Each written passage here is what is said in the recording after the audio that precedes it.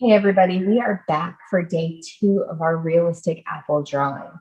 I've got my papers together still. I finished all my values. And the other thing that I did is I went through my crayon box and I pulled out all of the different variations of reds and pinks and even a couple of oranges that I thought I might need on my apple.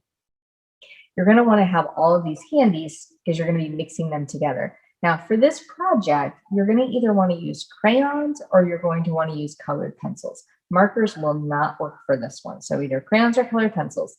If you need crayons or colored pencils, get in contact with me and I will make sure that you have some. All right. Now, when we start to create the values on our picture, we always start with the lightest values first and we work our way up to the darker values. So I'm going to be looking at the lightest value first, which is this one right here. And it's not a white and it's not a red. It's actually kind of a peachy color. And we can see that because we know that it's darker than the white of the paper, but it's lighter than everything else. So I found this kind of a peach color in here for this value. So I'm going to go ahead and start to color this in.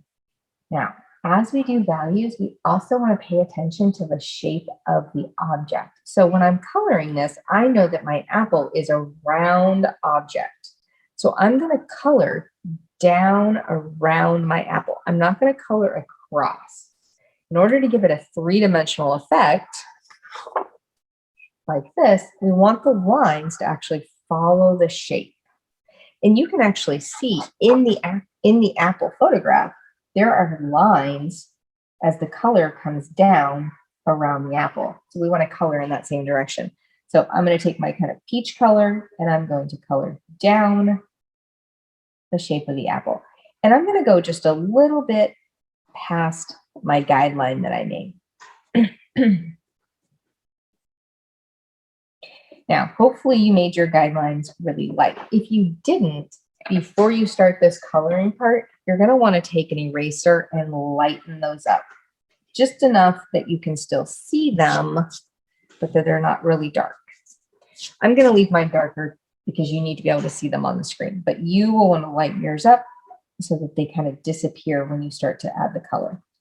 Okay, so I've got that kind of peachy color in there, and that looks pretty good. I also know that this left side right here is really light, so I'm going to go ahead and color that. And now my apple is actually going to be curving down, and then it's going to curve over to the right a little bit. So again, I'm going to color and follow the shape of what my object, which is a round object. And I'm going to go a little bit past those lines again. That's going to help with blending here in just a few minutes. Okay, I did find one other light spot after we ended that last meeting, and it's right up here in the top right. So I'm going to go ahead and do that one. This one is curving down to the right. So I'm going to actually color down into the right. And this one right here, following along the shape of the apple. So those are all of my kind of peach or light areas. Okay, then I'm going to move on to my next lightest value. And if I look really carefully, I can see that my next lightest value is probably this section right here that goes around that shark tooth shape.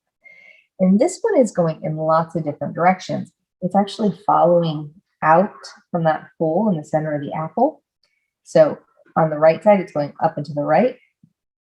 On the bottom, it's going down and to the right and down and to the left and up and to the right in the top, or I'm sorry, up and to the left on the left-hand side.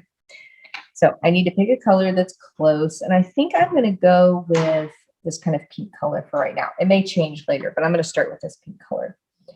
And I'm going to look really carefully. So up here, it's going up and to the right. And then as it curves around the apple, it starts to kind of angle and change. Oops, I've got that sheet protector under there. I'm going to have to adjust a little bit. You can still see the apple. And now it's going down.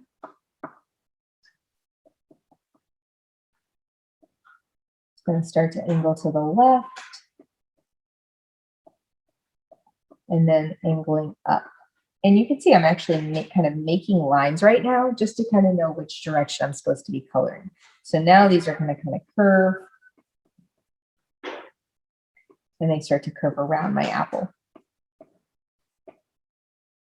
And I'm going to go back and fill in all of this. And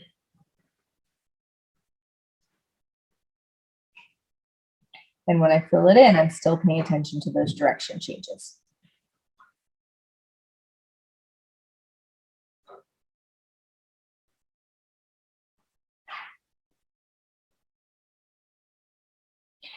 Now, to start to blend the colors together, I have these two colors that are now touching. I don't want them to be separate colors. I want them to kind of blend together. So I'm actually going to go back and overlap this pink just a little bit into that lighter area, the same way I brought the lighter color past my line.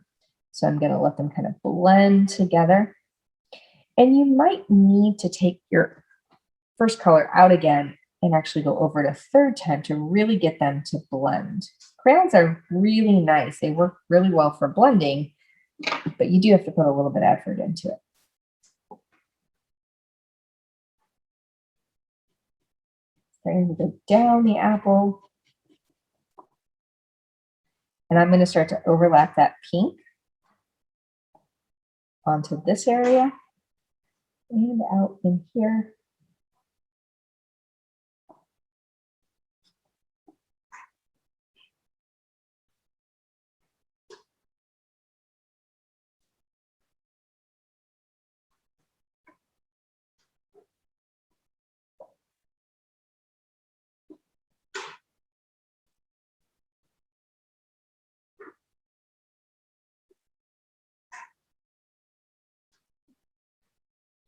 All right, that's looking pretty good.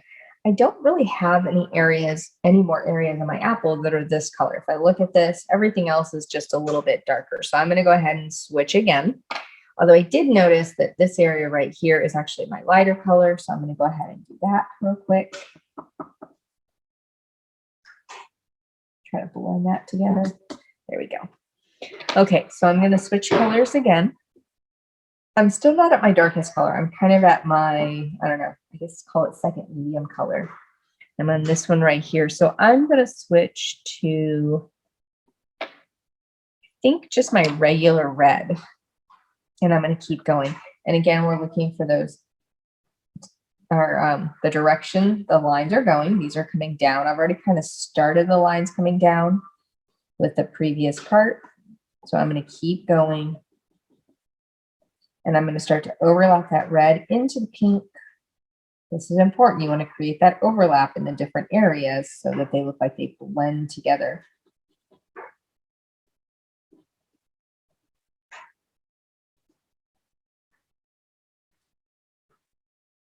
Now, if you lighten up your pencil lines, they should be starting to kind of disappear and you shouldn't really see them anymore. Ideally, that's what you want. You want those pencil lines to kind of disappear. Nobody needs to know that we had to make the guidelines first. You just want them to see a beautiful, realistic apple when you're done.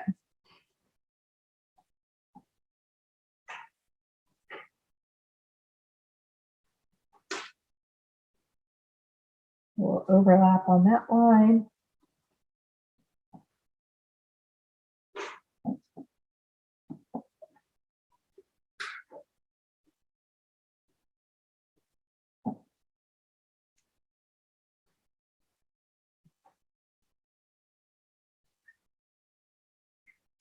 I'm gonna have to move my picture for a minute and move it to this side so you can see it. So there we go. Still curving those lines with the shape of the apple.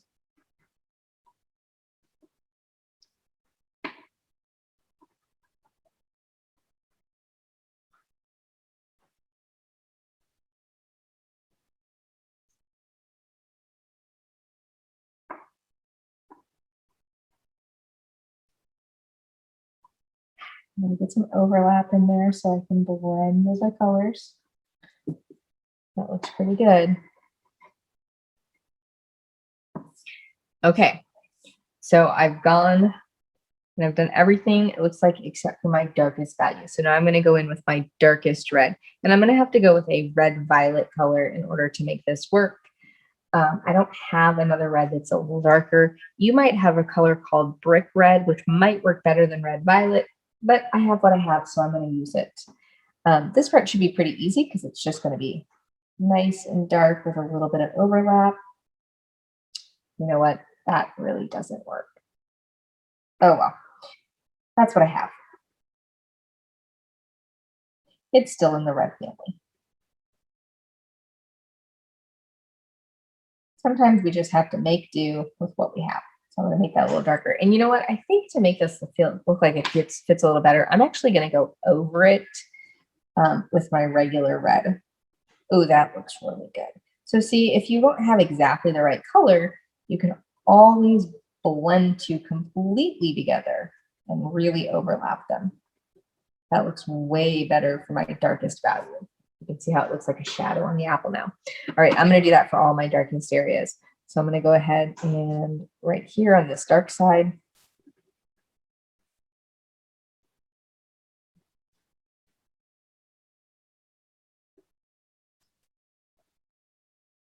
a little red inside of there.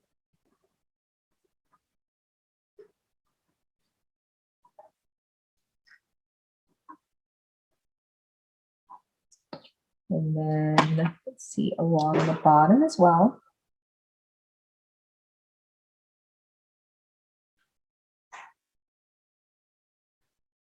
Oops, I went out of the lines a little bit.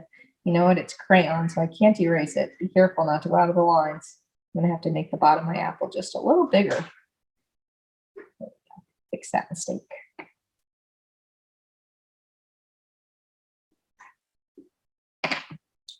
And blend.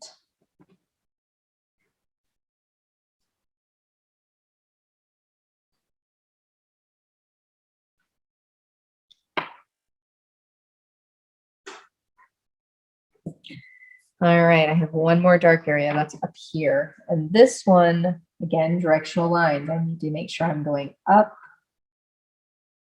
out, and then down. They're going to blend right into the other color.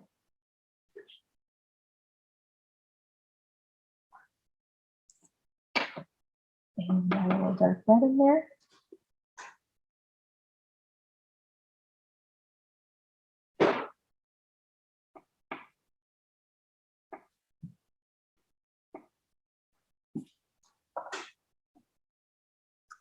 I feel like I need a little bit of dark on this side, so I'm going to add just a tiny bit here as well, even though I didn't put it in originally. I really feel like it needs a little bit right there.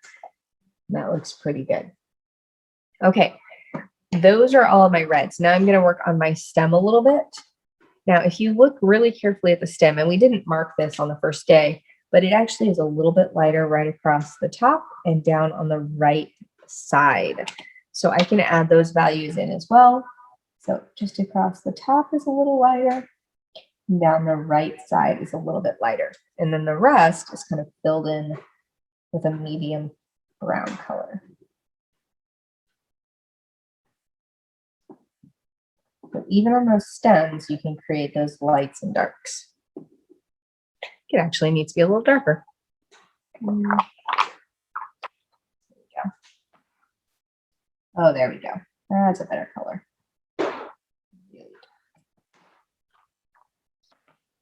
All right, my last step is going to be my shadow. Now, you could use black for your shadow, but I actually always prefer to use different shades of gray. So I'm going to use this kind of regular gray, and I'm also going to use, it's called Cadet Blue. So I'm going to use a little bit of this kind of blue color to give me variation. So my regular gray is lightest. It's going to fill in the bigger space.